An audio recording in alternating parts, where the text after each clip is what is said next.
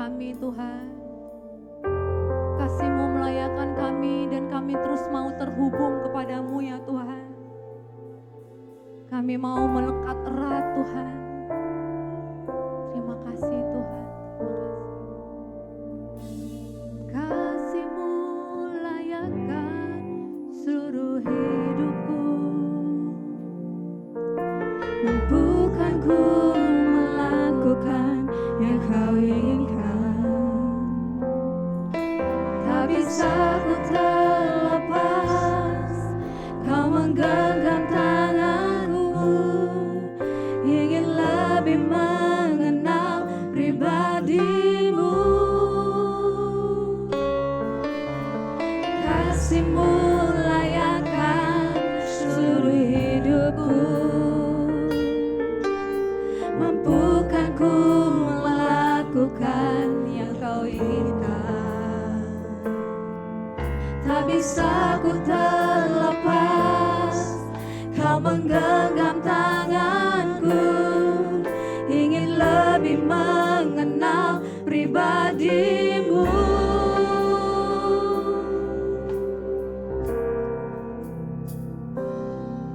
Ku terhubung denganmu, selalu melekat di hatimu.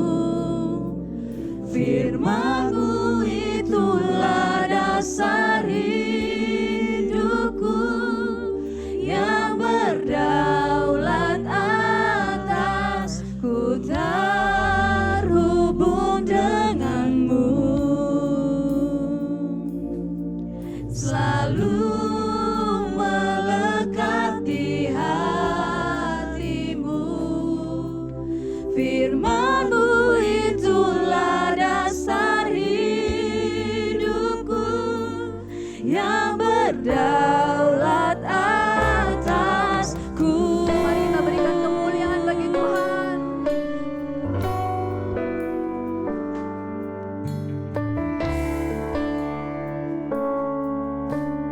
Mari katakan dari awal, saudara-saudara. Kasih-Mu layakan seluruh hidupku. Mampukan ku melakukan yang Kau inginkan. Tak bisa ku terlepas, Kau menggenggam tanganku. Ingin lebih mengenal pribadi-Mu. Ku terhubung denganmu, selalu melekat di hatimu. Firman-Mu itulah dasar hidupku, yang berdaulat atasku. Terhubung denganmu, selalu melekat di hatimu. Firman-Mu itulah dasar hidupku, yang berdaulat atasku. Ku terhubung denganmu, selalu melekat di hatimu. Firman-Mu itulah dasar hidupku, yang berdaulat atasku.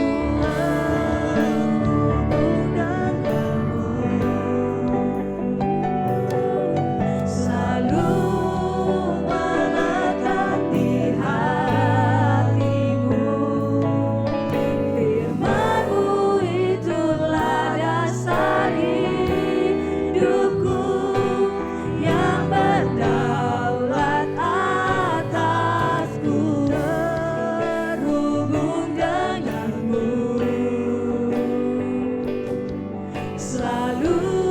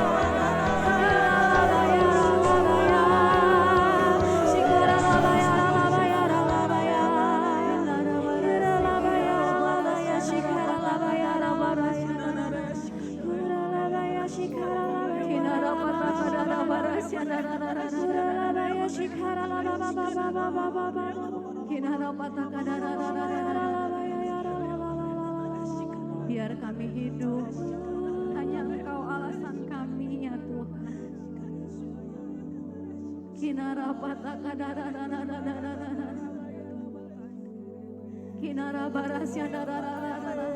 Bahkan saat kami menjauh daripada-Mu Tuhan, Kau Bapa yang selalu menarik dan menggendong kami ya Tuhan, ya Tuhan. Terima kasih Tuhan Yesus. Kinara pataka dara barasi, kinara pataka dara barasi, kasih-Mu melayakkan kami Tuhan, kasih-Mu melayakkan kami. Kinara pataka. Terima kasih Tuhan Yesus, terima kasih.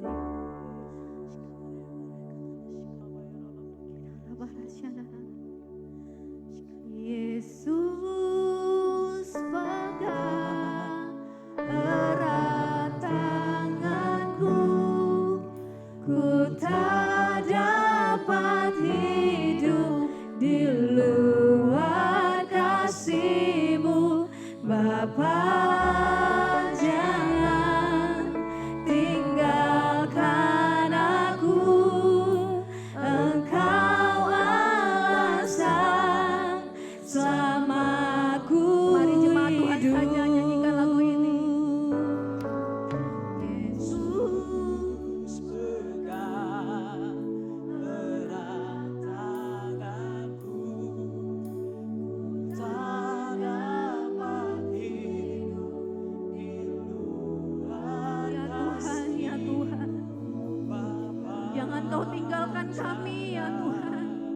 Tinggalkan aku, Engkau alasan selalu. Mari kita lebih dalam menyanyikan lagu ini. Yesus pegang erat tanganku, ku tak dapat hidup di luar kasih-Mu Bapa. Jangan tinggalkan aku, Engkau alasan selama aku hidup.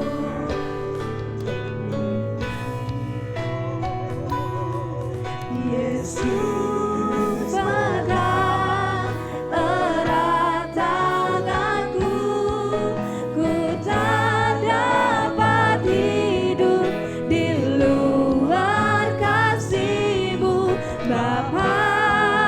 Jangan tinggalkan aku, Engkau alasan selama aku hidup. Serukan Yesus. Yesus pegang erat tanganku, ku tak dapat hidup di luar kasih-Mu Bapa. Jangan tinggalkan aku, Engkau alasan. Mari saudara dan jemaat Tuhan kita bangkit bersama-sama. Serukan nama Yesus, Yesus. Yesus. Mari saudara kita bangkit bersama sembah. Erat tanganku, ku tak dapat hidup di luar kasih-Mu Bapa. Jangan tinggalkan aku, Engkau alasan Sambil kami angkat tangan kami bersama Yesus. pegang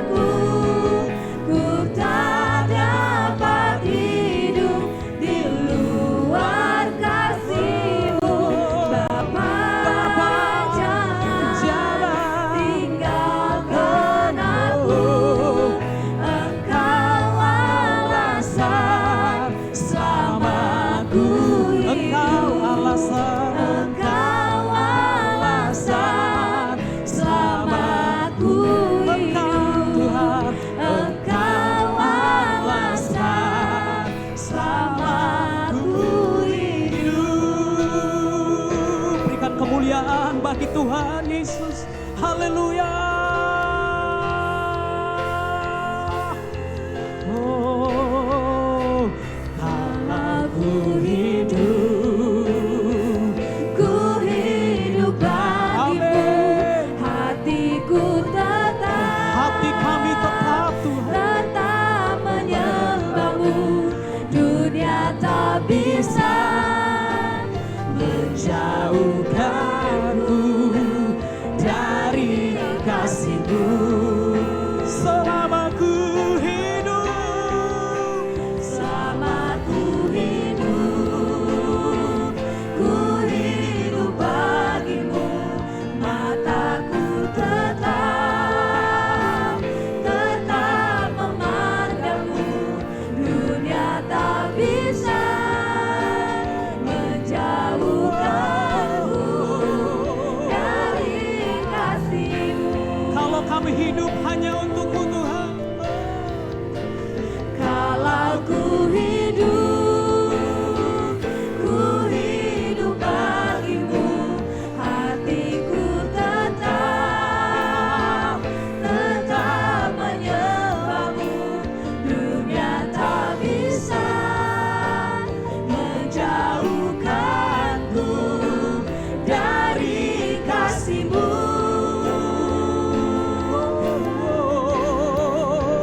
Selama ku Kami hidup hidup bagimu. bagimu Mataku tetap memandangmu. Dunia tak bisa Ini sembah kami Tuhan. menjauhkanku dari kasih. Ini hidup kami hanya bagi-Mu Tuhan. Sama ku hidup, amin. Ku hidup bagimu. Matiku tetap menyembahmu. Dunia tak bisa Menjauhkanku dari kasih-Mu. Kalau ku hidup, selama ku hidup bagimu. mataku tetap tetap memandangmu. Dunia tak bisa menjauhkanku dari kasih-Mu. Sekali lagi kita naikkan sembah kami. Selama ku hidup, Selama ku hidup bagimu. Hatiku tetap menyembahmu. Dunia tak bisa menjauhkanku dari kasih-Mu. oh, oh, Selama ku hidup bagimu. Mataku tetap memandangmu. Dunia tak bisa menjauhkanku dari kasih-Mu. dunia tak bisa. Dunia tak bisa menjauhkanku dari kasih-Mu. Dunia tak bisa. Dunia tak bisa menjauhkanku dari kasih-Mu. Berikan sorak-sorai tepuk tangan buat Tuhan Yesus. Haleluya. Haleluya. Terpuji, termulia nama-Mu di tempat ini Tuhan. Bagimulah segala puji sembah kami. Engkau disenangkan, kami diberkati, dilawat Tuhan. Terima kasih Bapa. Kami berdoa mengucap syukur Kita yang diberkati Tuhan, bersama-sama kita katakan amin, amin, amin. Silakan duduk jemaat Tuhan yang luar biasa. Selanjutnya kita akan memberi persembahan yang terbaik. Amin. Haleluya. Baik jemaat Tuhan, kita akan memberikan persembahan yang terbaik. Apakah setiap jemaat Tuhan telah menerima amplop? Hari ini adalah minggu ketiga, minggu diakonia. Untuk yang orange adalah untuk diakonia dan untuk yang ungu adalah untuk persembahan umum. Persembahan dapat dilakukan dengan dua cara, dengan cash, memasukkan di dalam amplop, atau dengan kris yang ada di amplop jemaat Tuhan yang sudah diterima. Apakah ada yang belum menerima? Baik, semua telah menerima. Mari kita bersatu hati membawa persembahan kita ke dalam tangan Tuhan. Terima kasih Tuhan Yesus, terima kasih buat berkat-Mu dalam sepanjang hidup kami, sepanjang minggu ini dan kami masuki minggu yang baru. Terima kasih Tuhan buat segala berkat-Mu dalam seluruh kehidupan kami Bapa. Dan saat ini Tuhan, kami memberikan yang terbaik Tuhan. Bukti kasih dan cinta kami kepadamu ya Tuhan. Terima kasih Bapa, biar persembahan ini menjadi persembahan yang memuliakan nama-Mu Tuhan. Dan dapat dipergunakan Tuhan untuk penginjilan Tuhan. Ada penginjilan yang sampai ke pelosok-pelosok ujung bumi ya Tuhan. Dan everyone Tuhan mendengar firman-Mu Bapa. Terima kasih Tuhan, dan saat ini kami bersuka cita untuk memberikannya hanya di dalam nama Tuhan Yesus Kristus. Amin. Selamat memberi. Di dalam hidupku selalu setia, di sepanjang hidupku nyatalah perbuatan-Mu. Kaulah sukacitaku, oh Tuhan baik. Di dalam hidupku selalu setia, di sepanjang hidupku nyatalah perbuatan-Mu. Kaulah sukacita. Mari semuanya bersorak, haleluya. Ku bersorak, Tuhanku luar biasa, haleluya. Ku bersorak, Tuhanku dahsyat berkuasa. Mari semua, ku angkat suaraku, puji nama-Mu, ku bernyanyi bagimu. Ku bersuka, ku melompat bagimu, Yesus Kau di dalamku. Ku layakan kasih-Mu.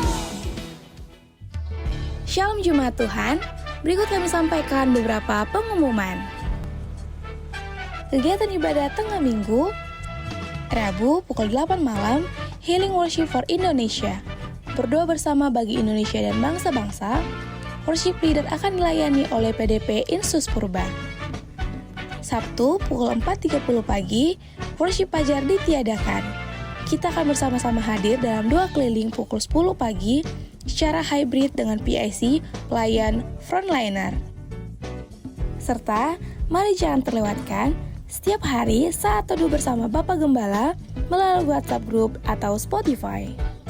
Sampai jumpa ibadah Minggu 27 Oktober 2024. Firman Tuhan akan dilayani oleh ibadah anak Kak Nova, ibadah umum PDM Erwin Teja Sasmita. Sekian pengumuman hari ini. Tuhan Yesus memberkati.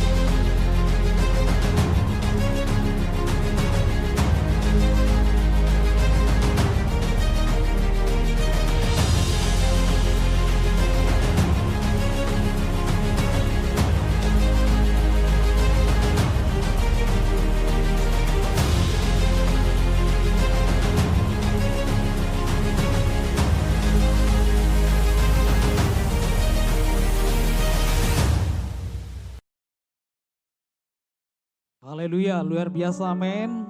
Tidak sabar lagi kita menunggu dalam memperingati hari ulang tahun gereja kita yang ke-20, Bapak Ibu. Dari kemarin sudah ada banyak pertandingan dan hari ini juga ada pertandingan. Ya, ada olahraga, badminton, ada PS soccer, ada juga tumpeng ya. Jadi ayo semua kita terlibat ya. Kita serukan acara ulang tahun gereja kita yang ke-20 nanti jatuhnya di bulan November. Semua antusias. Baik, sebelum kita mendengar firman Tuhan, saya mengundang bangkit berdiri. Jemaat Tuhan yang baru pertama kali hadir hari ini.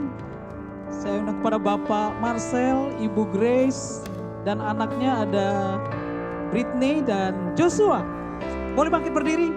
Silakan. Wah, selamat datang Bapak, Ibu, dan keluarga. Gembala semua pengerja mengucapkan selamat beribadah di tempat ini dan boleh bertumbuh bersama-sama. Kalau belum ada tempat untuk beribadah menetap, biar kita bersama-sama diberkati di tempat ini. Haleluya, amin. Mari saya undang bangkit berdiri jemaat Tuhan. Haleluya. Kita siapkan hati kita bangkit berdiri bersama-sama. Kita percaya firman Tuhan dahsyat hari ini memberkati kehidupan kita.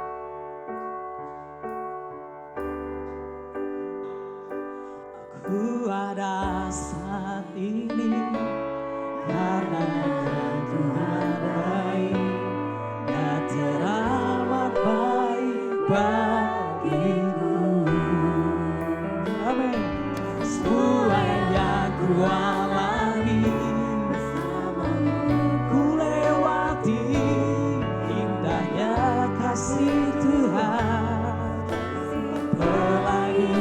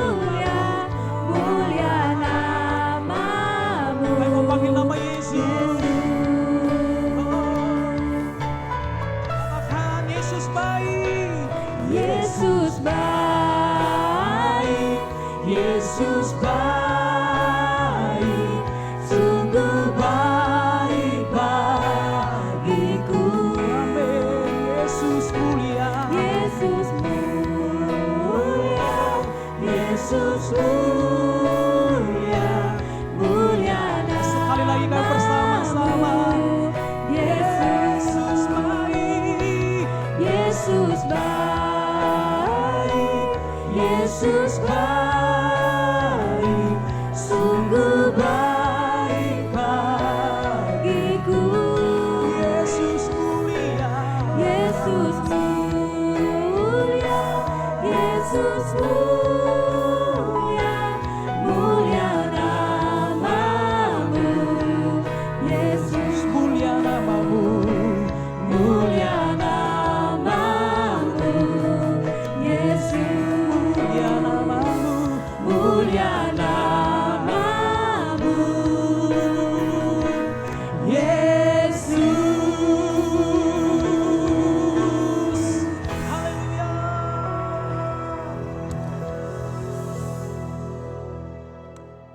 kasih Tuhan. Engkau tetap Allah yang baik dulu, sekarang, selama-lamanya. Engkau tetap Tuhan, Bapa yang senantiasa ada di samping kami, lewati setiap musim hidup kami. Engkau Tuhan yang tidak pernah berubah. Terima kasih Tuhan. Dengan teguh hari ini kami mau berkata Tuhan, kami mau pegang semua kebaikan Tuhan dalam hidup kami. Kami mau pegang semua janji-Mu dalam kehidupan kami Tuhan. Kalau kami ragu, ingatkan kami Tuhan. Kalau kami lupa, bantu kami untuk mengingat semua kebaikan-Mu Tuhan. Terima kasih Tuhan, terima kasih. Kalau hari ini kami mau duduk diam, kami mau sama-sama belajar tentang kebenaran firman Tuhan. Berbicaralah Tuhan bagi setiap pribadi lepas pribadi. Karena setiap kami punya medan tempur yang berbeda. Setiap kami punya pergumulan, punya fase, punya masa yang berbeda. Tapi kami punya satu Tuhan yang sama, yang bisa bicara ke setiap kami pribadi secara spesifik.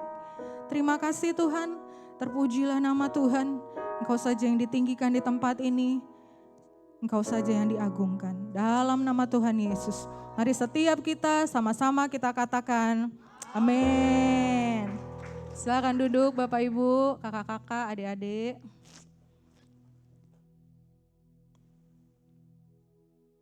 Shalom semuanya. Apa kabarnya hari ini? Luar biasa ya. Oke, hari ini terima kasih ya Bapak Ibu Gembala, Wakil Gembala, teman-teman pengerja dan seluruh jemaat. Hari ini saya diberi kesempatan untuk sharing tentang kebenaran firman Tuhan yang saya beri judul Tuhan di lembah, Tuhan di gunung. Multimedia boleh bantu saya untuk menayangkan slide-nya.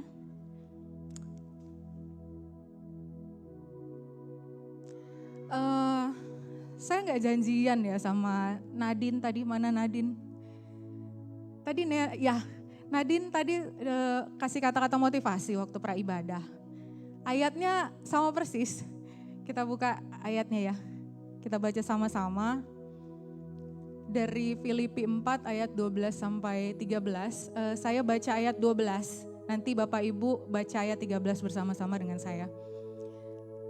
Filipi 4 ayat 12 sampai 13, aku tahu apa itu kekurangan dan aku tahu apa itu kelimpahan. Dalam segala hal dan dalam segala perkara tidak ada sesuatu yang merupakan rahasia bagiku. Baik dalam hal kenyang maupun dalam hal kelaparan. Baik dalam hal kelimpahan maupun dalam hal kekurangan. Ayat 13 kita baca bersama-sama. Segala perkara dapat kutanggung di dalam Dia yang memberi kekuatan kepadaku. Oke, tadi Nadine bagiin ayat ini ya. Segala perkara dapat kutanggung di dalam Dia yang memberi kekuatan kepadaku. Ayat ini tuh udah ayat yang sangat familiar gitu ya. Mungkin kalau kita udah baca Alkitab rutin dari sejak kita lahir baru, berulang kali kita pasti baca ayat ini. Dan saya juga kayaknya gak tahu berapa kali udah baca ayat ini gitu. Setiap kali saya baca ayat ini, segala perkara dapat kutanggung di dalam Dia yang memberi kekuatan kepadaku. Pengertian yang saya dapat gini, wah ini nih ayat paling cocok kalau orang lagi menderita. Ini ayat paling cocok nih kalau kita lagi pain, lagi sakit, lagi ngejalanin masa-masa yang gak enak gitu ya. Ini ayat nih pokoknya paling cocok kalau orang tuh lagi struggling, lagi bokeh, lagi putus cinta, lagi baru di PHK. Ini ayat tuh paling cocok. Itu pengertian yang selalu saya dapat gitu setiap kali saya baca ayat ini. Tapi belakangan Tuhan ingatkan another things tentang ayat ini gitu ya. Dikatakan segala perkara dapat kutanggung di dalam Dia memberi kekuatan kepadaku. Di ayat sebelumnya, ayat 12 gitu ya, yang saya kuningin Bapak Ibu. Di situ dikatakan Paulus gini, mau kekurangan, mau kelimpahan, mau lagi lapar, mau lagi kenyang, mau lagi bahagia, mau lagi sedih, mau baru di PHK, mau baru dipromosi, mau baru dapat pacar, mau baru diputus, mau dalam segala keadaan, segala perkara dapat kutanggung di dalam Dia. Saya mikir gini ya, kalau lagi bahagia butuh kekuatan yang sama gak ya Tuhan gitu. Kayaknya kan kalau kita lagi sakit, lagi menderita gitu ya, itu butuh kekuatan untuk nanggung. Tapi waktu keadaannya lagi baik-baik banget, butuh kekuatan yang sama gak ya buat nanggung itu? Ternyata Tuhan bilang iya, kan dibilang segala.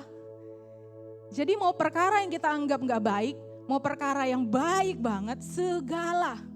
Ternyata kekuatan yang sama yang kita butuhkan waktu kita ada dalam perkara-perkara yang gak baik. Kekuatan yang sama itu juga kita butuhkan waktu keadaan kita seolah baik-baik. Kenapa? Kan lagi bahagia Tuhan, lagi dipromosi, lagi dapat cuan banyak, bisnis dan lain-lain gitu ya. Butuh kekuatan yang sama buat nanggungnya.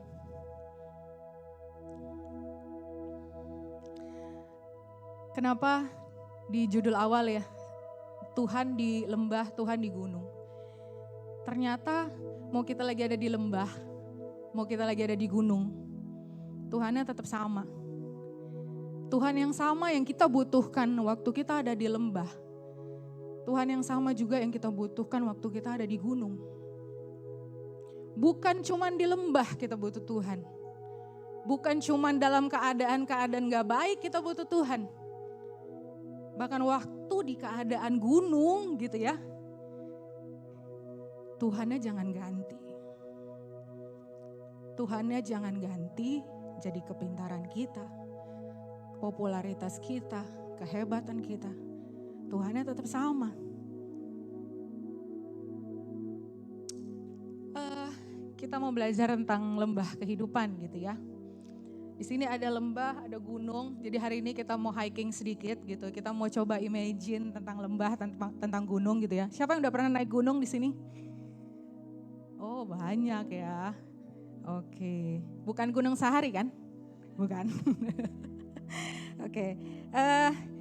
Lembah kehidupan gitu ya. Jadi dalam kehidupan manusia itu selalu ada dua fase. Ada dua fase, ada lembah, ada gunung gitu ya. Seperti koin lah, punya dua sisi mata uang gitu.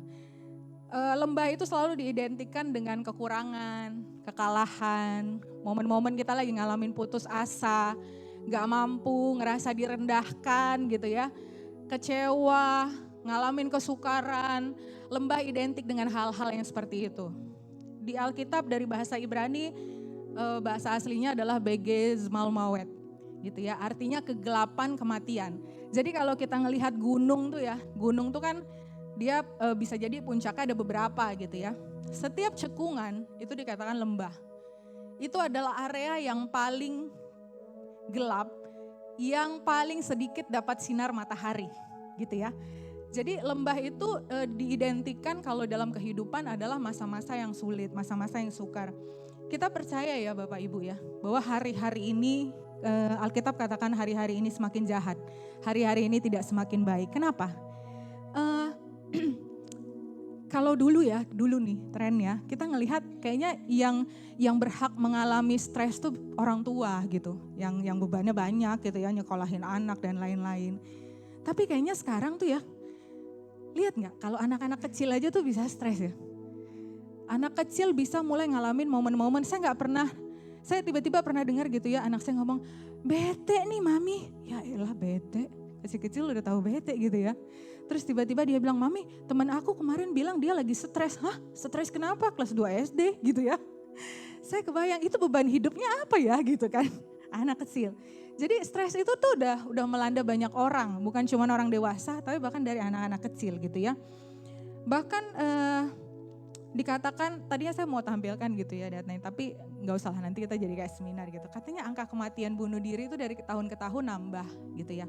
Bahkan bunuh diri itu bukan hanya dilakukan oleh orang-orang yang kita pikir, karena kekurangan ekonomi dan lain-lain, enggak. Artis-artis, orang-orang yang lagi populer, yang kayaknya hidupnya tuh dipengenin sama banyak orang, dia sendiri gak pengen hidup. Gitu ya, yang lagi di puncak-puncak tenarnya, bukan yang lagi ngalamin mulai turun popularitas, enggak. Bahkan yang lagi di puncak-puncak tenarnya, kita dengar ya, artis Korea, beberapa artis yang kita sangat kenal ya, penyanyi dan lain-lain, tiba-tiba dikabarin bunuh diri. Kok kayaknya apa ya yang mereka streskan gitu, bukannya kayaknya udah punya semuanya gitu. Orang tuh pengen jadi mereka gitu ya, waktu lihat di panggung tuh sampai histeris, gitu ya, mengagung-agungkan mereka. Tapi mereka sendiri gak pengen hidupnya. Kita gak pernah tahu lembah setiap orang. Kita gak pernah tahu masa setiap orang. Yang kita lihat tuh baik-baik gitu ya. Bahkan bukan hanya menyakiti diri ya. Dikatakan bahwa angka kejahatan juga makin meningkat setiap tahun. Yang wow, kejahatan yang gak kita pernah dengar gitu ya. Yang kita pikir dulu kejahatan adalah dilakukan orang-orang yang dendam, yang gak kenal. Bahkan sekarang kejahatan banyak dilakukan dalam keluarga. Tiba-tiba suami bunuh istri, anak bunuh ibu. Yang dulu tuh kayaknya kasus langka. Sekarang sering kita dengar. Ada apa dengan dunia? Semua sedang menuju kesudahannya. Manusia semakin hidup di dalam kasih yang semakin dingin. Ini yang sedang terjadi hari-hari ini. Orang makin kehilangan harapan hidup. Orang makin gak punya pegangan hidup. Orang makin tertekan, makin banyak tekanan-tekanan ekonomi, sosial, tuntutan, apapun itulah. Yang buat orang tuh makin desperate dan gak tahu mau pegang siapa. Apakah anak-anak Tuhan gak ngalamin hal yang sama? Apakah anak-anak Tuhan dibebaskan dari masalah? Apakah anak-anak Tuhan gak ngalamin tekanan sama seperti yang dunia alamin? Sama. Bahkan Alkitab katakan gini, kemalangan orang benar banyak. Udah benar, malangnya banyak. Waktu pandemi kemarin gitu ya, orang-orang ngalamin penurunan ekonomi. Anak-anak Tuhan diluputkan? Enggak, kena juga. Anak Tuhan ngalamin hal yang sama, tekanan yang sama, penderitaan yang sama. Tapi pertanyaannya gini ya, apakah di masa-masa itu anak-anak Tuhan melakukan, merasakan, mengalami apa yang dunia alamin atau kita berbeda? Apa yang harusnya kita lakukan waktu ngalamin tekanan gitu ya. Saya mau baca satu ayat berikutnya. Dalam lembah kehidupan. Ini satu ayat yang merema di batin saya yang mau saya bagikan. Dalam lembah kehidupan. Daud katakan begini di Mazmur 23 ayat 4. Sekalipun aku duduk dalam lembah kekelaman, sekalipun aku terkapar dalam lembah kekelaman, sekalipun aku tiarap dalam lembah kekelaman, itu yang Daud katakan? Enggak, dia bilang gini, sekalipun aku berjalan dalam lembah kekelaman, aku tidak takut bahaya. Sebab engkau besertaku, gadamu dan tongkatmu itulah yang menghibur aku. Poinnya adalah waktu Tuhan izinkan ada lembah kekelaman dalam hidup kita, Tuhan mau kita tetap berjalan. Jalan bicara tentang bergerak, move dari satu tempat ke tempat berikutnya, ke tempat berikutnya, gak stop. Saya mau sharing sedikit Bapak Ibu, satu pengalaman saya atas perkenanan Tuhan 2011 ya, sekitar 2011 pertama kali saya menginjakan kaki di Israel gitu ya. Waktu itu dapat kesempatan dari kantor. Waktu itu sekitar 8 bulan setelah saya menikah gitu ya. Setelah 8 bulan setelah saya menikah, sehabis waktu itu saya operasi kista dan miom gitu ya. Karena kami belum dikaruniai anak. Kemudian 3 bulan kemudian saya dapat kesempatan dari kantor untuk pergi ke Israel. Dan 3 bulan kemudian saya hamil anak saya yang lucu ini, Selin gitu ya. Jadi kayak saya ditunda hamilnya karena Tuhan pengen saya ngelakuin satu hal gitu. Saya ingat banget satu hal yang sangat berkesan di batin saya gini ya. Saya waktu itu dapat kesempatan untuk naik ke Gunung Sinai gitu ya, ke Gunung Sinai. Hari sebelumnya malam gitu ya, sama si guide-nya dikatakan bahwa siap-siap ya, besok kita udah ready jam 12:30 dini hari gitu ya. 12:30 dini hari supaya kita bisa sampai di sana itu sebelum sunrise. Jadi kita bisa nikmati Sinai waktu sunrise, kita bisa udah ada di sana. Kemudian saya biasa aja, saya pikir oh ya udah naik gunung. Saya memang gak pernah naik gunung, bahkan dulu teman saya pernah ajak naik gunung, saya gak mau gitu. Karena saya pikir ngapain sih gitu ya. Tapi karena saya pikir ini momen bersejarah nih gitu ya. Saya pengen deh ngerasain naik ke Sinai. Kemudian kita dikumpulkan di satu tempat, mungkin yang sudah pernah ke sana tahu ya gitu. Naik ke atas tuh saya pikir tadinya kan oh ya udah kita naik ke atas kita jalan. Ternyata 1/4 lebih perjalanan kita naik unta. Gitu ya, jadi naik unta, satu orang satu unta, dan dapat satu helper gitu ya. Jadi si helpernya ini adalah penjaganya lah yang akan menuntun si unta. Kemudian kita naik satu persatu dan perlahan mulai jalan. Entah kenapa tiba-tiba saya ada di barisan depan lah gitu. Saya ada nomor 1 yang jalan duluan. Saya pikir oh yaudah teman saya nyusul lah di belakang. Tapi kok lama ya belum nyusul gitu. Tapi ini si helper semangat banget gitu udah mulai ngajak jalan. Ya udahlah saya pikir ya. Masih nyantai itu. Di perjalanan 1 menit 2 menit pertama saya masih nyantai. Tapi saya lama-lama mikir gini. Itu kan keadaan gelap sekali ya. Gelap sekali. Dan saya nggak tahu itu medannya seperti apa, treknya seperti apa, saya nggak tahu. Dan saya sama orang asing. Itu pikiran saya mulai berkecamuk. Saya mulai mikir gini, ini unta aman gak ya? Kalau tiba-tiba dia ngapain gitu ya, dia tiba-tiba kesleo, dia tiba-tiba kepelecok, aman gak ini saya ya? Saya agak ngelihat ngintip-ngintip gini, kayaknya di sebelah saya ini bukan dataran gitu. Kayaknya di sebelah saya ini kayak ada turunan gitu, ngarai atau apa, tapi saya nggak tahu kan itu seperti apa gitu. Kemudian yang di sebelah saya ini orang nggak saya kenal. Kalau tiba-tiba dia mau buat jahat sama saya, mungkin nih kayaknya ya. Saya nggak tahu rombongan saya ada di mana dan ini gelap banget, nggak ada kelihatan cahaya gitu. Saya mulai gelisah, mulai nggak bisa nyantai, saya mulai gelisah. Saya mulai berpikir, Tuhan, aku ketemu gak ya sama suamiku lagi? Kalau aku mati ini sekarang di tempat ini, ya emang sih matinya di Israel gitu. Tapi ya kali gitu ya, masa aku gak ketemu lagi sama suamiku. Tuhan ini gimana? Saya mulai cemas, saya mulai gelisah, ini jantung mulai deg-degan, pikiran saya mulai panas, kepala saya mulai panas. Dan saya sadari lama-lama gini, kayaknya saya mati itu bukan jatuh ke jurang. Saya bisa mati dengan pikiran saya sendiri tuh kayaknya saat itu gitu ya. Sampai satu titik saya gini, wah udah gak benar nih. Gak ada yang mengintimidasi saat itu, yang gak ada gelagat-gelagat helpernya yang aneh gitu. Tapi saya makin takut. Saya gak tahu triggernya apa, tapi saya makin takut. Kegelapan itu membuat saya merasa bahwa saya gak bisa do anything dalam kegelapan ini. Sampai saya sadarin gini. Sampai Tuhan berbicara lembut. Saya sering ingat satu firman Tuhan bilang gini, kekhawatiranmu bisa nambah sehasta saja jalan hidupmu. Bisa. Kekhawatiranmu bisa mengubah keadaanmu. Iya ya Tuhan, tiba-tiba itu kayak satu firman Tuhan datang di benak saya, di hati saya, satu firman datang lagi. Sampai waktu itu saya bilang kayak gini, Tuhan kalaupun aku mati, terima aku di sisimu Tuhan. Saya gak tahu itu perkataan orang yang beriman atau yang putus asa gitu ya. Tapi saya bilang gini, kalaupun hari ini ada apa-apa yang terjadi dalam hidupku, terima aku. Tapi kalau Tuhan masih kasih kesempatan aku hidup, aku pasti hidup. Kemudian saya jalan, singkat cerita kita naik gitu ya di terminal. Kemudian kita jadi kayak ada terminal yang tempat si untanya berhenti. Akhirnya kita jalan ke atas gitu napang. Sampai kita nikmatin sunrise di sana. Dan singkat cerita kita turun ke bawah. Nah ini yang lebih seru ternyata. Waktu turun, helpernya di sebelah saya, guide-nya di sebelah saya. Guide-nya ini orang Indonesia yang udah lama tinggal di Israel. Turun, itu saya ngelihat di sebelah kita itu jurang. Dalam banget. Saya gak bisa ceritain gitu ya. Tapi saya pengen nanya nih ya ke guide-nya. Tapi saya sempat mikir, enggak kali, tadi malam tuh treknya beda lah. Tapi saya penasaran, saya nanya gini, Pak, tadi malam tadi dini hari yang kita lewatin, itu trek yang sama apa yang beda?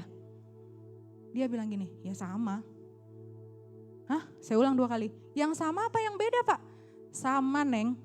Dia udah bete kali saya tanya kedua kali ya. Saya berhenti, saya diem. Saya turun, kanan kiri itu teman saya ya, di sebelah sini, tapi itu ada jurang gitu.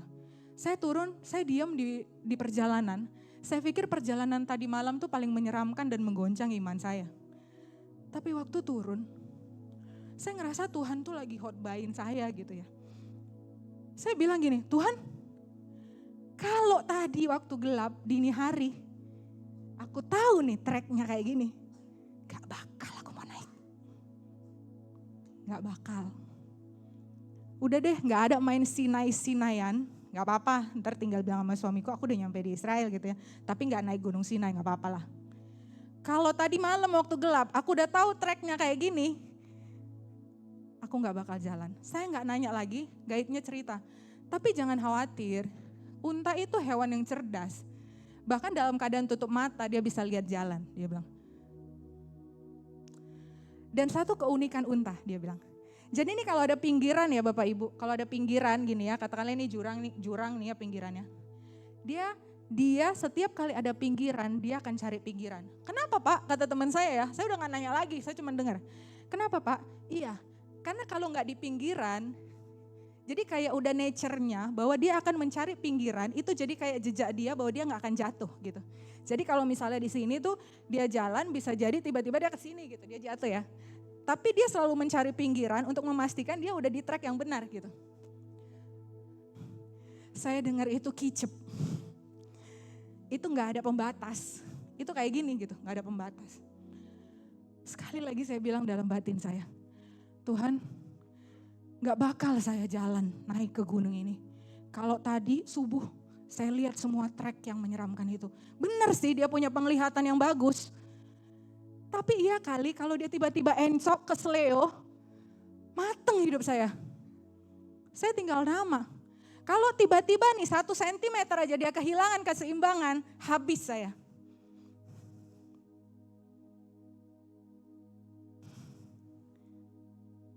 Sampai Tuhan bilang gini, makanya dibuat gelap, kamu naik. Kadang-kadang kita doa ya sama Tuhan, Tuhan bukakan semua tentang masa depanku. Sampai saya mikir gini, yakin kalau Tuhan bukakan, sanggup lihatnya. Sanggup ngelihat setiap trek jalan yang berliku yang harus kita lewatin sampai kita ada di atas. Nggak sanggup. Mungkin kayak saya tadi bakal bilang, I will stop. Udahlah Tuhan, hidup apa adanya aja kayak gini. Gak usah deh puncak-puncakan, gak usah deh sampai ke titik itu. Di sini aja Tuhan. Gak akan berani lihat itu trek. Makanya Tuhan izinkan gelap. Tapi waktu ada dalam gelap, waktu ada dalam lembah kelam, Tuhan bilang apa? Jalan. Jalannya selangkah demi selangkah demi selangkah. Akan tetap adakah di lembah kelam? Akan tetap ada kalau kita diam. Kalau kita stay, kalau kita duduk, kita gak bergerak, kita jalan, kita tetap ada di lembah kelam. Konsekuensinya saya gak akan pernah bisa nikmati Sinai. Tapi treknya nyeramin. Iya emang nyeramin. Sengaja ditutup sama Tuhan. Banyak hal yang kita gak bisa lihat dalam hidup kita. Kenapa? Tuhan cuma mau kita belajar melangkah pakai iman. Itulah iman. Bukti dari segala sesuatu yang gak kita lihat. Kita belum lihat ujungnya, kita belum lihat puncaknya. Tapi bukti bahwa kita percaya ada puncak, kita jalan dengan iman. Dasar dari segala yang kita harapkan, kita berharap apa? Ya iman lah. Kita berharap satu hari kita ketemu sama puncak. Treknya emang gak enak gitu ya. Kemudian saya bilang dalam batin saya gini, waktu turun gitu ya. Kenapa dikatakan wisata iman? Karena saya ngerasa memang gak perlu dengar banyak khotbah dari si pengkhotbahnya gitu yang menyertai kita saat itu. Ya walaupun kita banyak dapat siraman khotbah setelah itu. Tapi waktu menapaki satu tempat demi satu tempat itu Tuhan ingatkan banyak hal gitu. Saya ngerasa di perjalanan itu, oh ya makasih ya Tuhan. Makasih kalau kadang-kadang aku gak ngerti hidupku lagi ngapain. Tapi aku cukup pegang Tuhan. Jalan sama Tuhan di dalam lembah. Aku percaya satu hari aku akan sampai di puncaknya.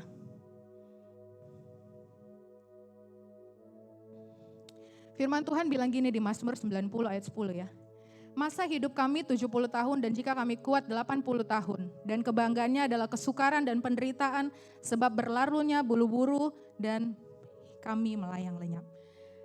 Aneh ya firman Tuhan, udah sukar, udah menderita, dibilang bahwa itu adalah kebanggaannya. Aneh, disuruh ngapain nih? Lagi ngejalanin penderitaan terus bangga-banggaan gitu. Weh, gue lagi banyak masalah nih, ore. Itukah? Saya gak pernah lihat ada orang yang naik gunung sampai di puncak gunung.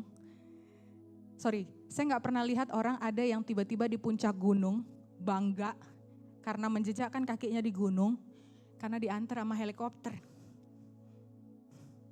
Ada? Pernah dengar itu?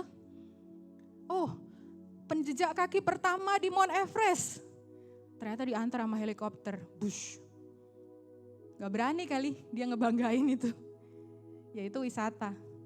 Tapi waktu Hillary tahun 1953 dan Norgay gitu ya, menjejakkan kakinya pertama di Mount Everest, gunung yang cukup tinggi. Dengan bangga mereka bilang, kami ada di sini. Apa yang dibanggakan? Apa yang dibanggakan? Saya coba renungkan ya. Kalau tujuannya cuman puncak, gunungnya, ya udah, ngapain sih repot-repot? Naik helikopter aja, naik pesawat aja, turunin di situ. Kan mau lihat puncak kan? Mau nikmatin puncak kan? Apakah kan katanya menikmati puncak gitu. Ya udah, naik helikopter aja. Tapi ternyata seorang pendaki sejati nggak ada yang melakukan itu. Apa yang dibanggakan sama mereka? Bukan hanya momen waktu mereka menancapkan bendera di puncaknya, bukan. Tapi effortnya, perjuangannya, lelah-lelahnya, sakitnya, mau berhentinya, tapi tetap jalan. Sampai dia ada di puncak. Makanya firman Tuhan bilang, kesukaran, penderitaan itu kebanggaan. Yang dibanggakan itu bukan gagah-gagahan ya, bukan. Tapi bangga karena bisa melewati trek hidup itu bersama dengan Tuhan. Sampai di titik itu. Kenapa ada lembah? Next slide. Waktu kita ada di lembah, ini satu yang harus kita renungkan. Bukan tentang apa yang aku gak bisa, tapi tentang apa yang Tuhanku bisa. Ini nanti kebalikannya waktu di gunung. Gitu ya. Waktu di lembah tuh udah gak usah pikirin lah apa yang kita gak bisa. Kita terbatas, ada yang kita bisa, ada yang kita gak bisa. Tapi kita lagi jalan sama Tuhan yang paling bisa gitu ya. Dan dua hal tentang lembah. Lembah itu hanya sementara. Hanya sementara. Lembah itu hanya sementara. Waktu kita mau naik gunung itu ada lembah. Jadi kalau kita ngalamin masalah, penderitaan, problem, pergumulan saat ini, percayalah itu hanya sementara. Yang abadi itu cuma firman Tuhan. Di luar firman Tuhan gak ada yang abadi di muka bumi ini, gak ada. Cuman firman Tuhan yang abadi. Jadi mau masalah, mau apapun, itu sifatnya gak akan abadi gitu ya. Dan yang paling menarik ini, yang kedua. Lembah itu adalah titik persiapan menuju puncak demi puncak. Saya mau cerita sedikit ya Bapak Ibu. Kalau kita lihat cekungan di situ ya, di gambar itu. Jadi waktu kita ngelewatin lembah, ada satu puncak gitu ya. Ternyata itu bukan puncak gunungnya. Waktu kita mau naik ke puncak berikutnya lagi, somehow kita turun kan. Ngejalanin lagi lembah untuk kita naik ke puncak yang lebih tinggi. Saya mau cerita sedikit kesaksian. Bukan tentang saya, tapi tentang sahabat dekat saya gitu ya. Saya sama dia tuh udah bersahabat dari SMA, saya belajar banyak dari hidupnya. Kami dulu bertumbuh bersama di kubu doa waktu kami baru kenal Tuhan Yesus di SMA. Dia teman baik saya dan dia menikah jarak 4 bulan, 3 bulan lah setelah saya gitu ya 2010. Singkat cerita, waktu kami dikaruniai anak 2012, dia bilang saya juga pengen tak gitu ya. Tapi waktu itu dia belum dikaruniai anak bersama suaminya. Sampai satu hari dia cerita ke saya gini, dia telepon saya karena dia di Medan. Dia telepon saya, dia bilang gini, aku baru pulang ke rumah, aku buang semua susuku, tak, kacang ijoku, obat program hamilku, semua aku buang. Oh kenapa Cik? Aku bilang gitu. Aku baru pulang dari dokter dan dokter bilang, kami gak bisa punya anak. Dokter udah vonis, kalaupun kalian punya anak, cuma 0,00000 sekian persen. Kalian gak akan bisa punya anak. Dia ceritakan in details ya, siapa yang sakit dan lain-lain.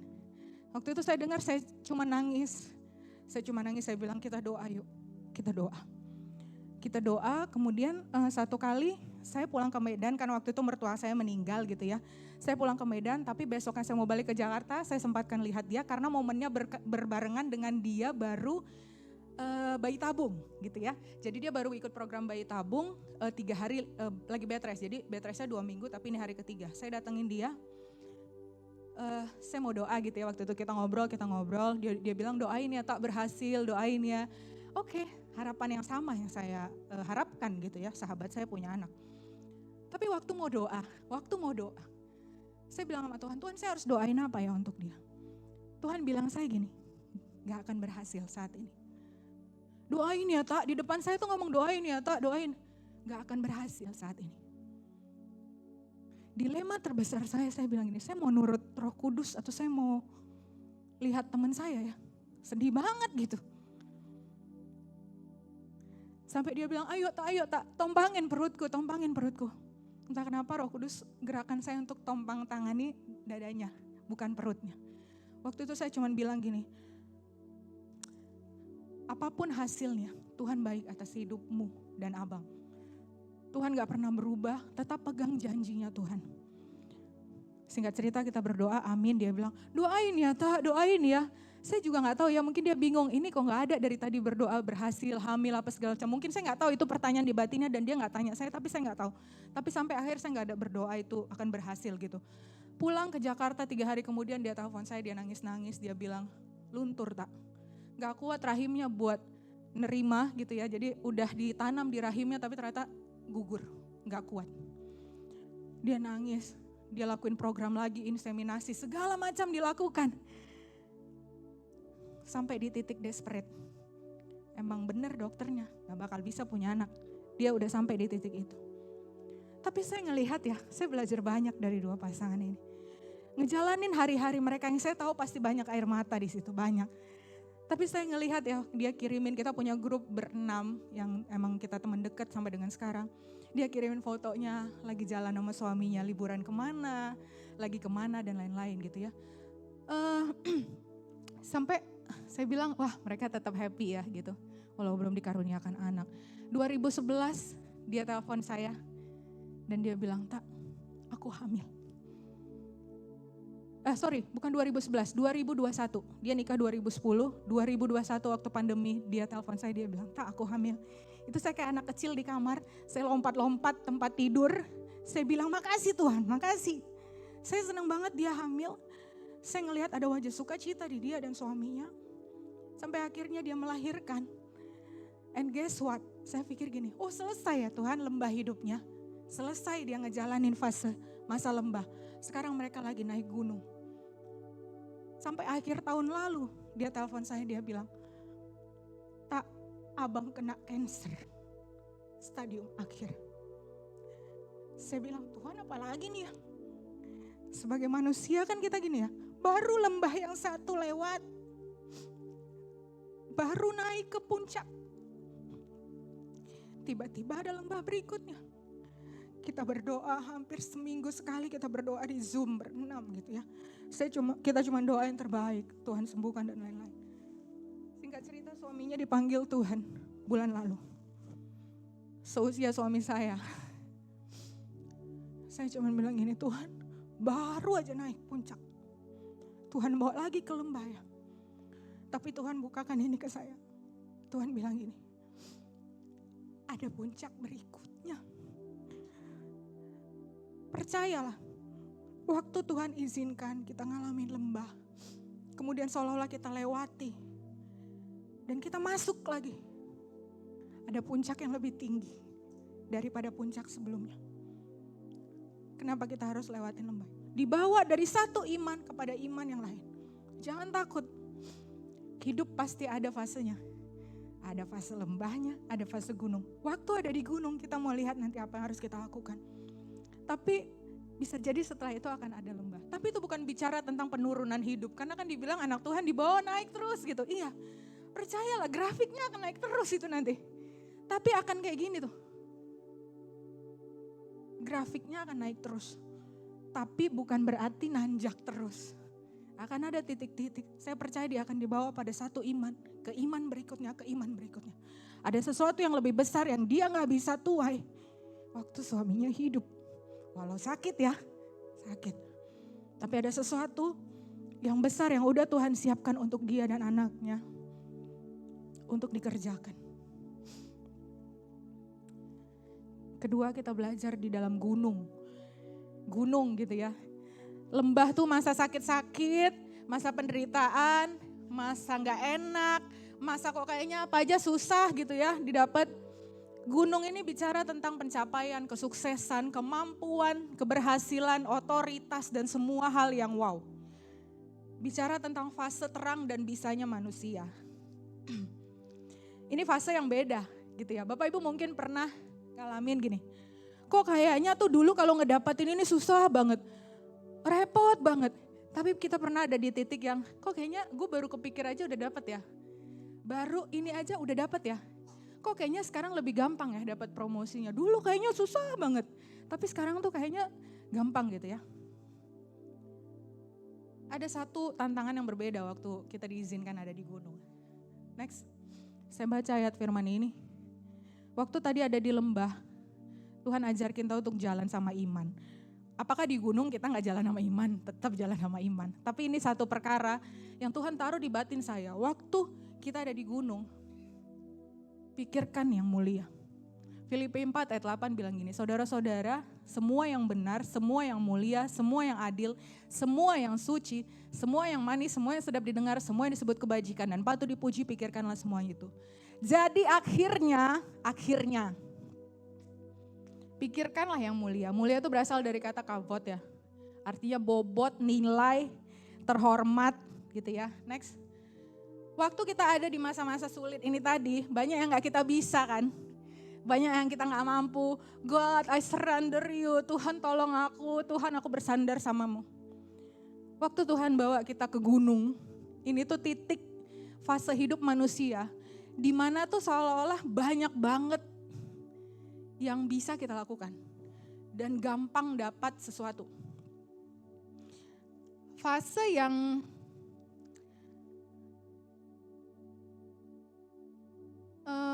bahkan keadaan di sekeliling kita itu banyak yang tergantung pada keputusannya kita.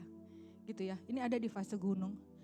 Tapi Tuhan mau ajarkan gini, satu poin di fase ini, Tuhan mau ajarkan gini, pikirkan sesuatu yang mulia.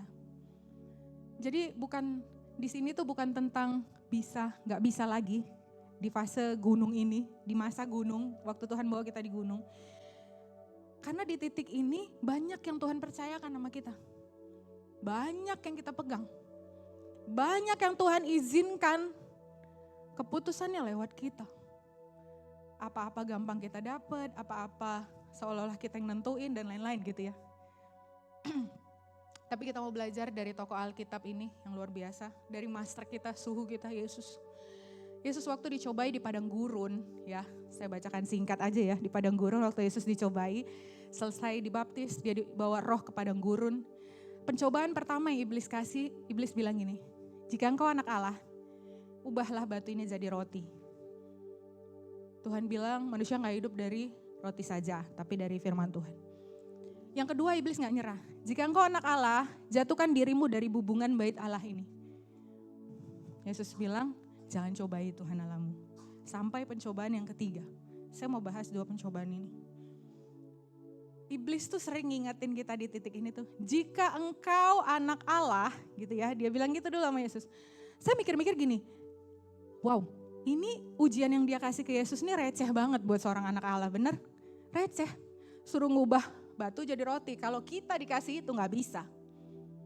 Tapi Yesus, seorang Yesus disuruh ngubah batu jadi roti. Disuruh terjun dari bubungan bait Allah. Nanti ada yang nangkap. Semua orang juga tahu. Yesus bisa. Apa yang Yesus lakukan? Apakah dia tertantang untuk melakukan apa yang iblis katakan? Saya cuma mikir-mikir gini ya, sebenarnya kan Tuhan lakuin aja udah selesai ya. Terus waktu dia ubah batu jadi roti dia tinggal bilang nih, lu mau apa? Bisa kan? Gak ada yang gak bisa gue lakuin gitu. Contohnya. Saya mikirin tuh kita manusia gitu mungkin ya. Tapi Tuhan bilang enggak. Kenapa?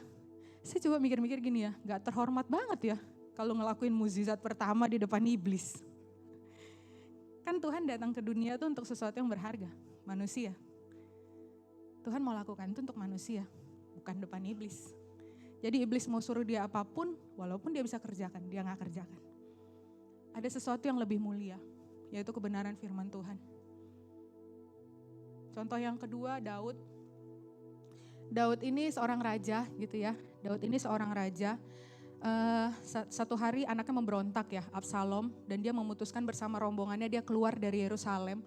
Di perjalanan keluar ada seorang rakyat, ini masih raja nih yang jalan, bukan mantan raja. Ada seorang rakyat dari seberang jalan mengutuki Daud. Dia cuma bilang gini, namanya Simei.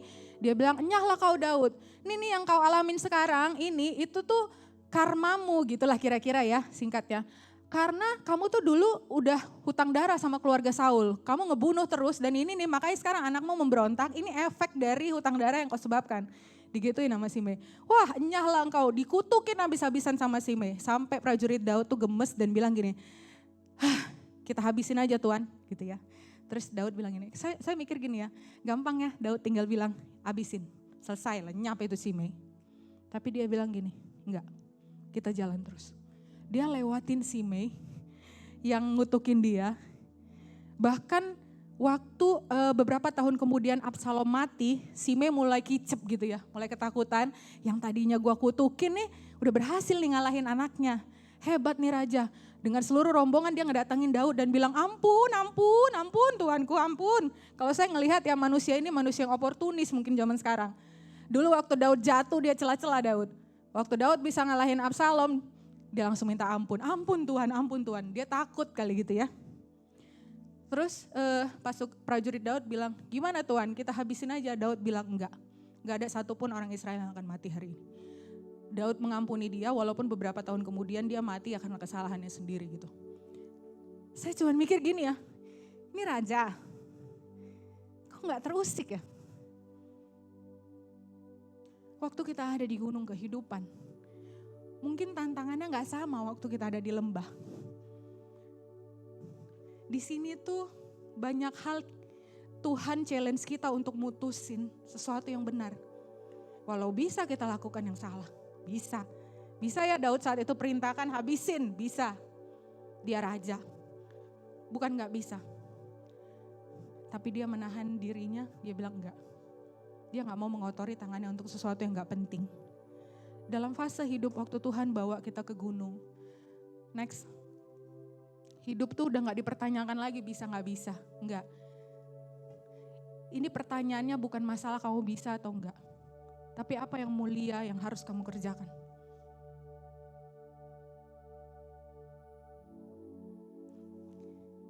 Bisa, dia bisa lakukan itu. Tuhan Yesus bisa pertontonkan ke iblis kehebatannya, tapi Tuhan Yesus gak lakukan. Dia bisa kerjain itu.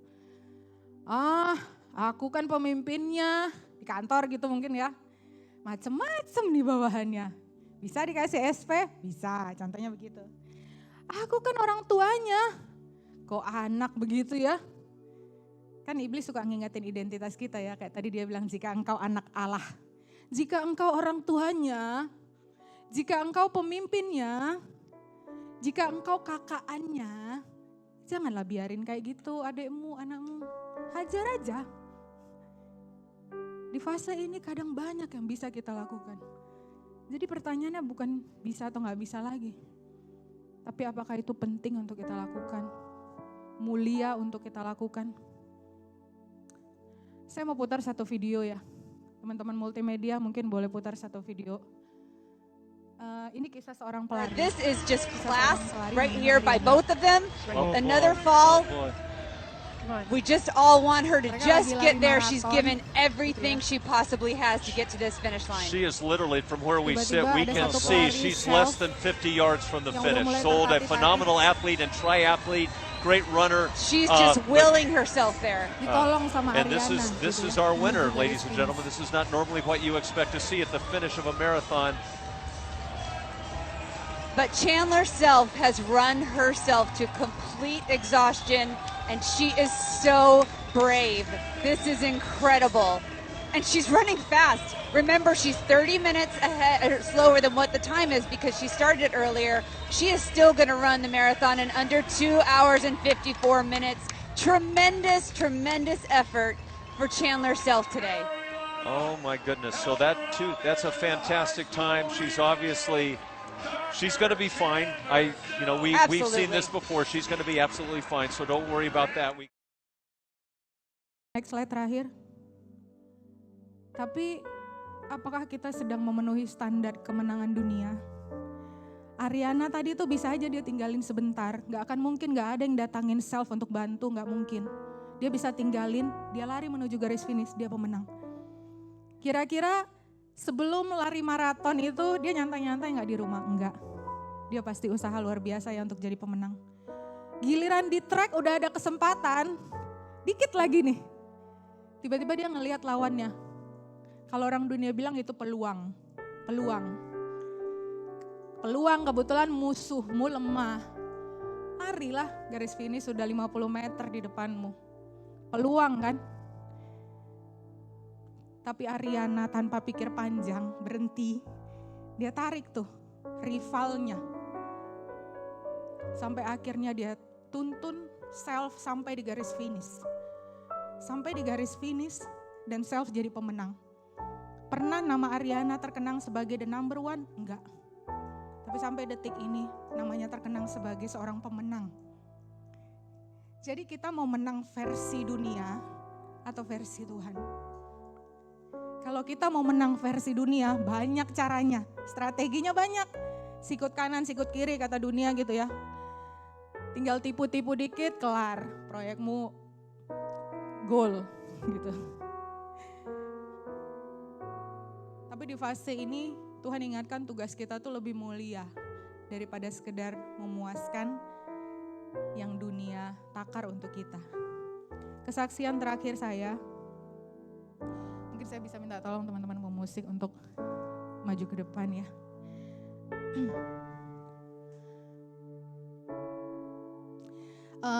Saya ingat 2017 ya, Bapak Ibu, 2017 pertama kali saya pindah dari HR ke operasional gitu ya di pekerjaan saya. 9 tahun saya di HR, tiba-tiba saya dipindahkan ke bagian yang saya gak ngerti apa-apa di situ. Gak ngerti apa-apa, saya bilang saya newbie banget gitu ya. Tapi waktu pindah bos saya kasih saya satu project yang di ujung tanduk. Yang di atas kertas kliennya bilang 3 bulan kontraknya. Ini klien besar, kalau saya sebut nama banknya Bapak Ibu pasti tahu. 3 bulan kontraknya, selesai itu selesai. Gak pernah dalam sejarahnya company kita dikontrak 3 bulan, gak pernah. Minimal 1 tahun. Tapi karena ada case yang sangat besar dan dia marah besar, kita dikontrak cuma 3 bulan. Saya anak baru, saya dikasih Tuhan kesempatan. Dan bos saya bilang gini, kamu gak usah ngomong macam-macam tentang perbaikan quality dan lain-lain, tak. Ukuran kamu berhasil cuma 1, kalau project ini bisa diperpanjang lagi, that's it. Saya nangis, saya bilang sama Tuhan, Tuhan ini kan masa belajar saya.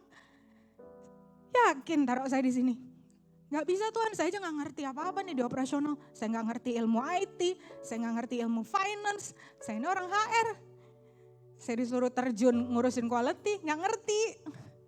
Mau nangis rasanya, mau mundur rasanya gitu ya. Sampai singkat cerita, yang saya mau bagikan gini.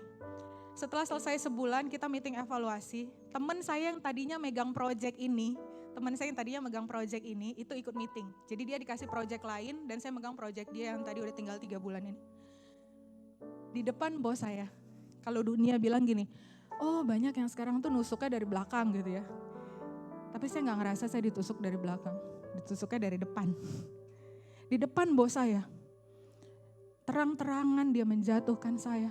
Dia bilang, oh project ini tuh kayak gitu kan karena udah di tangan Arta. Tadinya enggak. Lihat aja saya bagus tadi ya gini-gini. Itu saya lagi buka laptop, di depan saya Bapak Ibu, itu ada data banyak banget. Yang kalau saya minta waktu presentasi sama bos saya 5 menit, semua hipotesa dia akan gugur. Gak ada cerita tuh, yang dia ceritain tadi tuh batal semua. Itu udah data di depan laptop saya. Panas, di sini panas, di sini panas. Saya gak bisa tenang saat itu. Manusia daging saya tuh ngeberontak gitu ya. Wah nih orang di depan bos saya jatuhin saya setengah jam. Itu kalau bisa saya walk out. Tapi saya tahu bukan itu yang Tuhan mau. Saya duduk diam di situ. Kalau keluar kan saya gak denger ya kata-katanya. Tapi disuruh duduk diam, saya dengerin kata-katanya 30 menit semuanya ngejatuhin. 30 menit. Kita udah biasa dalam meeting itu hard talk ya, diskusi debat dan lain-lain. Tapi saya pikir itu udah gak hard talk gitu. Saya bilang gini, Tuhan saya angkat tangan nih. Saya mau presentasi Pak 5 menit. Itu pasti yang dia bilang semua bakal gagal. Tapi Tuhan coba ingetin di batin saya gini, Tak, apa bedanya kamu sama dia? Tapi dia udah ngejatuhinku Tuhan. Ya, apa bedanya kamu sama dia? Itu laptop langsung saya tutup. Saya cuma bilang gini, ya, bukan tugas saya untuk klarifikasi. Tuhan cuma kasih saya misi untuk memperbaiki. Bukan tugas saya, waktu itu saya tutup mulut. Bos saya tahu itu tatapannya. Bos saya lihat saya, dia tahu saya pengen ngomong sesuatu. Dia ngomong, ini komen tak? Saya cuma bilang, enough Pak. Saya rasa waktu itu saya bisa jatuhin dia balik. Itu manusiawi saya. Itu manusiawi saya. Sebel ya digituin gitu. Tapi Tuhan bicara gini. Banyak kok keputusannya itu yang ada di tangan kita. Tinggal kita yang milih. Apa yang mulia yang mau kita lakukan. Singkat cerita saya ngelihat penyertaan Tuhan yang luar biasa gitu ya. Sampai saya pernah disidak sama klien saya, gara-gara ada ketahuan satu case besar tentang proyek ini yang saya udah temuin 2 bulan sebelumnya. Saya temuin dan saya bilang ke bos saya, this is big problem. Kalau ini ketahuan, problem. Kita bisa diputus saat itu juga. Bos saya bilang, what can you do? Saya cuman bilang, ini program saya dan lain-lain. Saya keep dari klien saya. Saya tahu itu kesalahan fatal. Fatal luar biasa.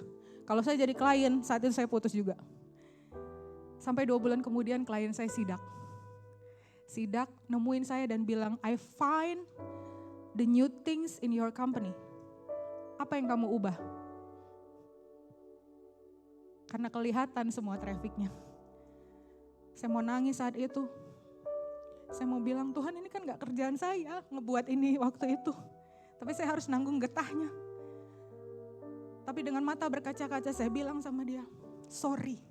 This is my company's fault. Sorry. Dia marahin saya. Kebetulan waktu itu gak ada bos saya. Dia marahin saya. Dia caci maki. Dia kecewa dengan perusahaan saya. Saya terima. Saya terima. Waktu itu saya mau nangis tapi saya tahan air mata saya. Saya mau kelihatan profesional ya. Ini depan klien gitu. Sampai keluar ruangan meeting. Waktu dia mau keluar saya mau nyamperin aja. Saya sempat agak takut gitu. Dan dia panggil saya, dia tarik tangan saya, dia bilang gini. Waktu menuju lift, dia bilang dia wanita ya. Tak, saya tahu ini siapa yang ngerjain. Kamu gak perlu kasih tahu saya. Tapi saya percayakan kamu perbaiki. Jangan buat saya kecewa kedua kali. Kemudian saya datangin bos saya lapor kejadian hari itu. Saya cerita semua objektifnya. Saya gak cerita kalau klien saya itu bilang, dia udah tahu siapa pelakunya. Teman saya yang pegang proyek sebelumnya gitu ya. Saya gak cerita itu ke bos saya cuma ceritakan objektifnya. Sampai tiba-tiba ada satu teman saya yang waktu di ruang itu, yang waktu nyidang si kliennya, teman saya itu bilang gini, tak lu gak cerita tuh tadi soal si itu yang dibilang sama si ibu. Saya udah mau nutup lembaran itu. Saya udah mau nutup lembaran, saya pernah luka gitu ya. Dan saya gak mau ngungkit itu, sampai bos saya bilang, kenapa? Saya bilang enggak, jangan tutupin apapun dari saya. Sampai akhirnya ketahuan sendiri. Ketahuan sendiri ada case itu. Saya berusaha untuk tutup rapat. Udah saya gak mau ngomong lagi ini salah siapa. Tapi waktu itu udah ada di saya. Semua warisan yang kita terima baik dan buruk. Itu udah tugas kita buat lanjutin. Itu yang saya pegang waktu itu yang bos saya ingetin. Saya bisa balas di hari itu. Daging saya bilang balas. This is the moment kamu ceritain semua kejelekan dia sama bos kamu. Dia pernah lakukan itu kan sama kamu. Nih tanduknya keluar. Tapi Tuhan ingatkan, banyak momen dalam hidup kita ya. Banyak momen. Bisa kita kerjain, bisa. Tapi apakah itu Tuhan suruh untuk kita kerjain? Apakah itu mulia untuk kita kerjain? Mari tundukkan kepala. Ada 2 fase yang berbeda dalam hidup kita. Ada fase lembah, ada fase gunung. Bicara lembah banyak hal yang gak bisa kita kerjain. Di fase itu kita belajar, kita gantung sama Tuhan.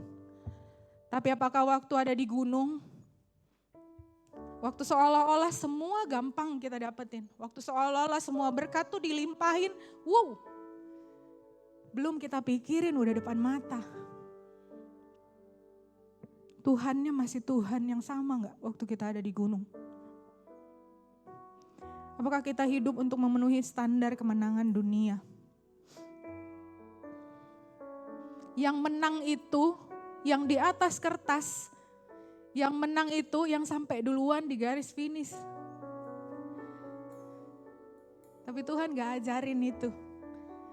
Anak Tuhan tuh dikasih misi yang lebih mulia dari sekedar memuaskan ego kita semata.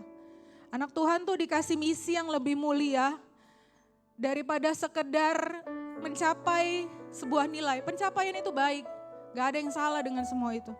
Tapi jalan kita menuju sana Tuhan mau kita pakai cara yang mulia, bukan cara yang licik. Tuhan mau kita pakai cara-cara yang terpuji, bukan cara yang tidak berkenan di hati Tuhan. Tuhan, hari ini kami berdoa di hadapan-Mu Tuhan. Kami tahu dalam kehidupan kami ada fase lembah, ada fase gunung.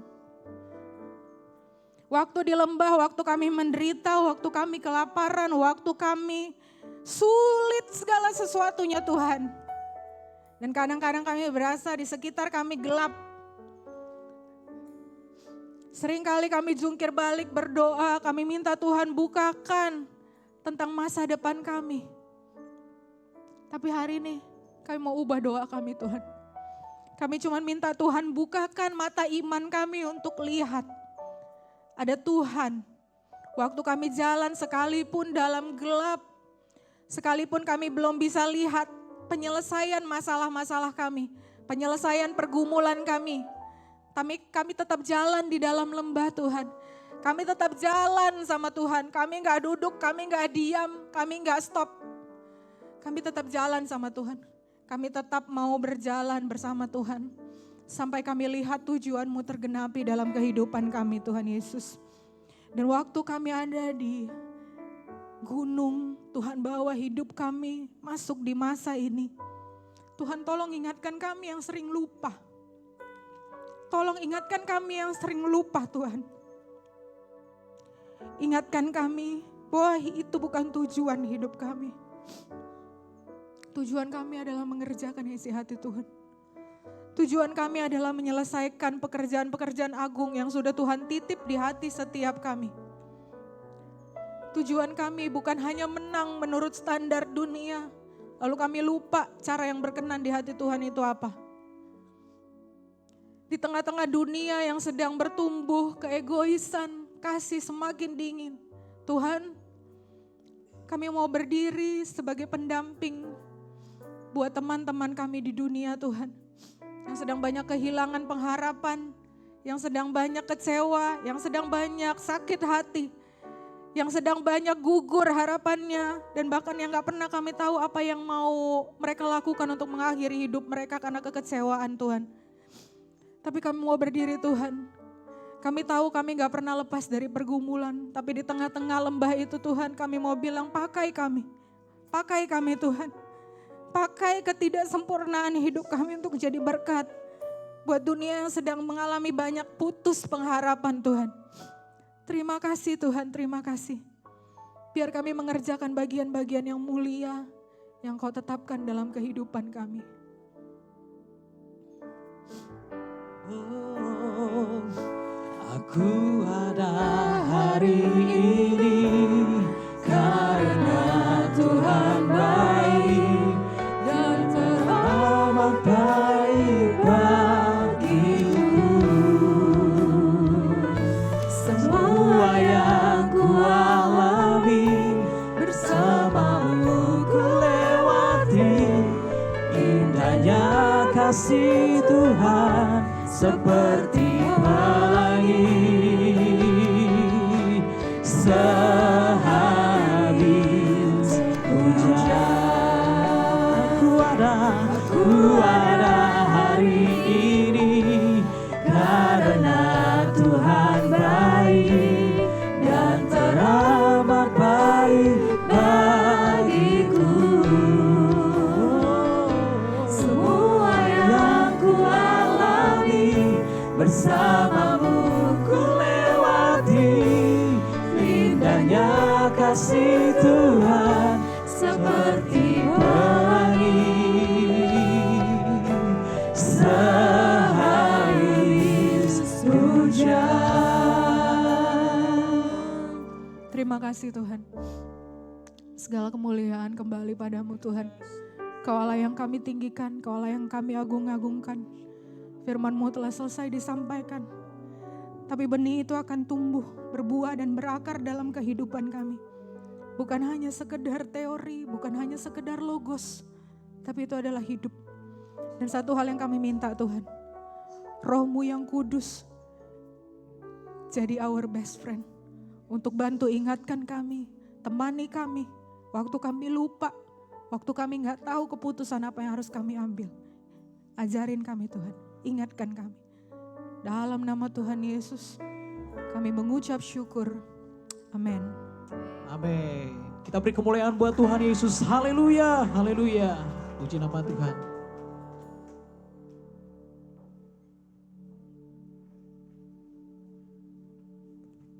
Haleluya, mari kita bangkit berdiri. Firman Tuhan yang luar biasa sekali ya. Memberi inspirasi, membangun, memberi pengharapan, memberi kekuatan. Hari ini kayaknya semuanya baik ya. Kak John sama Kak Ayu juga operation worshipnya luar biasa. Pemain musik luar biasa. Dan kita semua pasti dikuatkan untuk melalui 1 minggu ke depan. Bersama Tuhan, berkat-berkat Tuhan akan membuat kita bisa naik ke puncak gunung tanpa harus takut jatuh ke jurang. Haleluya. Kiranya Engkau memberkati aku berlimpah-limpah dan memperluas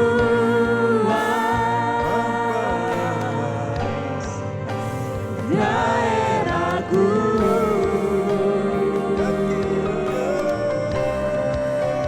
Dan kiranya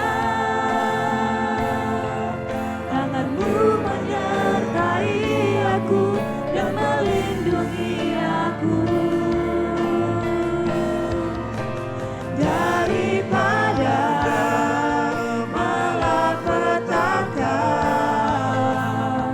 sehingga kesakitan tidak menimpa aku.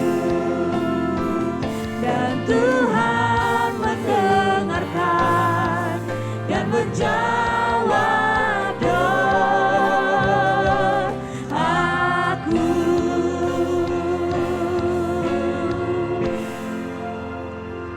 Mari kita angkat kedua tangan kita, arahkan hati kita kepada Bapa di surga. Bapa di surga, inilah domba-domba-Mu, inilah umat-Mu, inilah kekasih-kekasih-Mu Tuhan. Kami perlu Tuhan, berkat-Mu turun atas kami, keluarga kami, pekerjaan, studi, kehidupan kami seminggu ke depan Tuhan. Kekasih-kekasih Tuhan pulanglah Engkau dengan damai sejahtera. Tercurah berkat Tuhan atas-Mu, menyertai, melindungi-Mu, menjagai-Mu. Malapetaka tidak mengenai-Mu. Engkau berjalan bersama tangan Tuhan. Engkau berhasil dalam apa yang Engkau lakukan. Engkau beruntung dan mujur karena mata Tuhan tertuju padamu. Dan kemurahan Bapa, kasih Tuhan Yesus, persekutuan yang manis dengan Roh Kudus menyertai engkau hari ini sampai kedatangan Tuhan dan sampai selama-lamanya. Amin. Kami memuji kebesaran-Mu, ajaib Tuhan, ajaib Tuhan. Kami memuji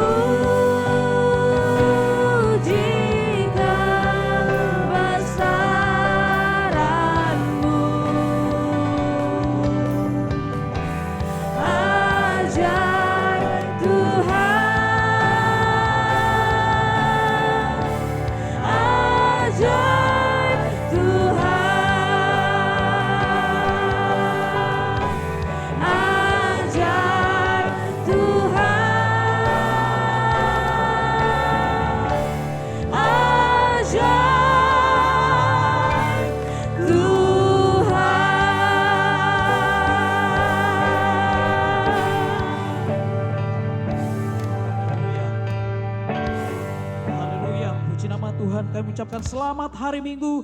Tuhan Yesus memberkati.